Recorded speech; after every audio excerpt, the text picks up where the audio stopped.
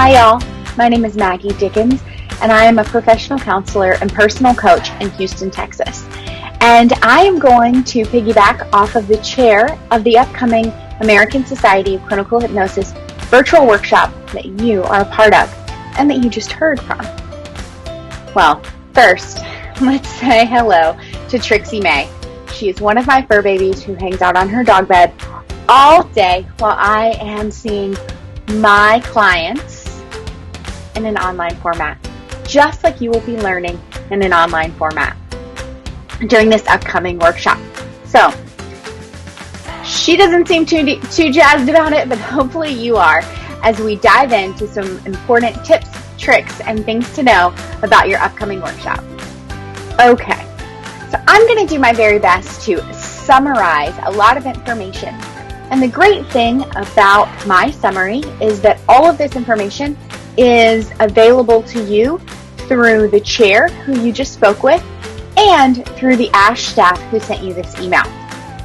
We are all happy to talk to you more about each of these topics in more detail and how they may pertain to you in particular. So diving in, let's first address how in the world are you going to find out how to join the workshop.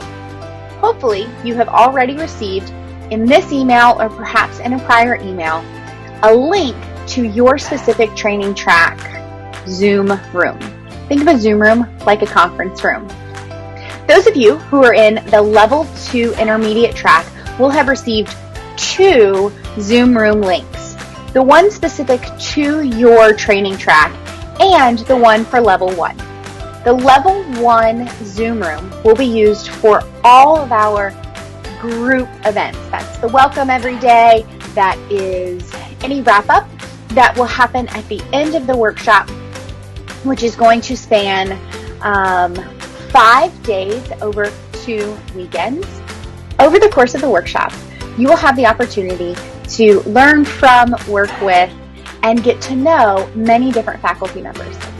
And that means that you will have an opportunity to talk with those that are in the medical field, behavioral health field, and even the subspecialties within each of those. And if your specialty isn't covered in your specific faculty group, this workshop, I'm sure we will be able to help you find somebody within the ASCH community who you're able to work with in more depth through individualized consultation so as I mentioned, you will be able to meet a variety of different faculty members throughout your workshop. And one of the ways that we are maximizing our faculty members' expertise and their wonderful teaching styles is having 2 faculty members in each Zoom room at all times. You'll have someone who's providing some information and some slide decks or interactive discussion. And you'll also have another faculty member who is there, who is monitoring the chat, answering questions, and being there as a support in the same way that faculty members typically hang out in the back of a conference room throughout the workshop. So that is a great bonus that we are able to have our faculty members present throughout the entire workshop. Additionally, there will be an ASCH staff member in each of the Zoom rooms at all times.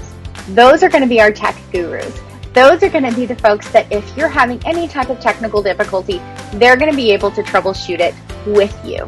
So never fear, if Zoom life is not your forte, we are happy to help you. So as someone who has a fully online private practice, I'm quite used to being online all day. And perhaps you are now too, given physical and social distancing regulations throughout the country.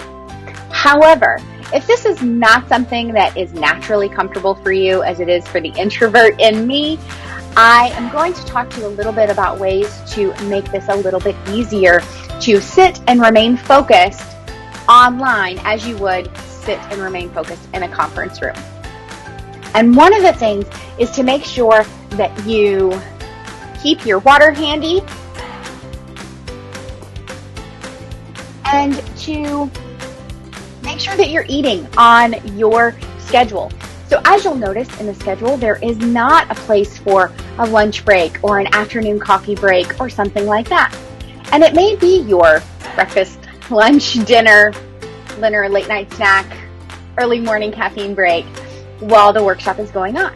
And so please eat and drink during the content part of the workshop. And this will allow you to stay fueled and have the energy to continue throughout the workshop. The other is to take care of yourself. I'm a wiggler. I move in my chair all day long. And I did it in person and I do it online. And if that's you, own it. If you need to stand up and kind of hang out behind your chair, please do that as well. There's no need to turn your videos off while you're eating or standing up behind your chair.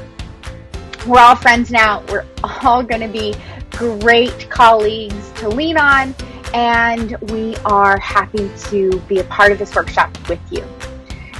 I do note having your video on because we do need that on for your CE attendance, as well as just so much easier to talk to faces than it is to a headshot or names on a screen.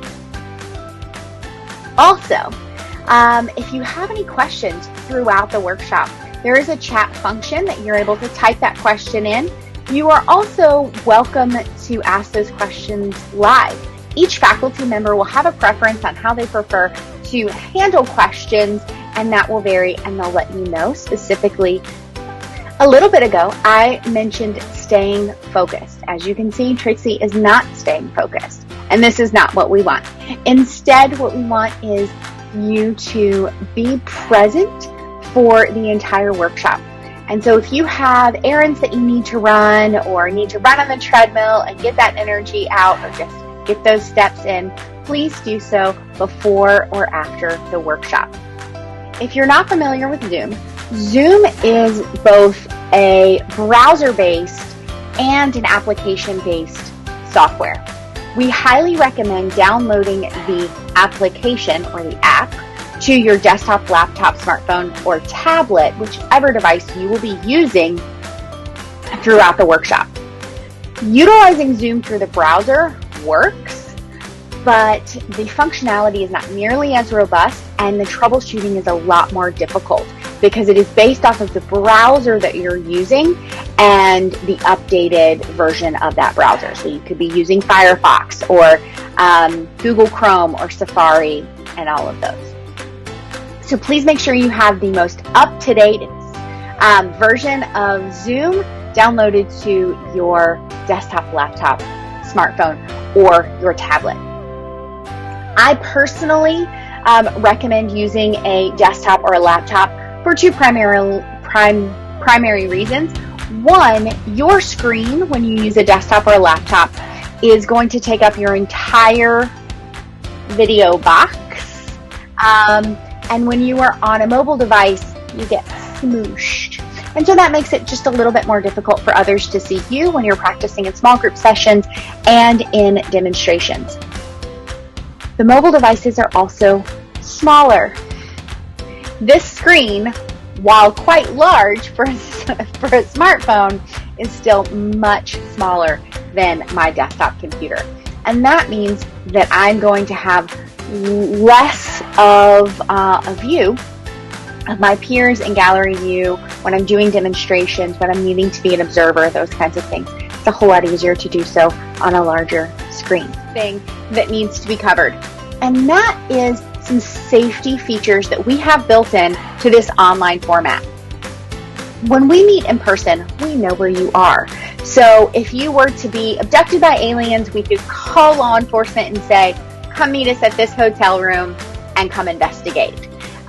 When we're in an online practice or an online forum, just like this, if something were to happen similar to an alien abduction or a magical tornado takes you from Kansas to Oz, we can contact whoever we need to, whether that is your emergency contact that you will have listed on your informed consent that needs turned in at least the day before your workshop begins, as well as any other people that may need to know about that magical tornado or the alien abduction. So that means that we will need to know your physical location every single day of the workshop. Please provide that physical address on your informed consent.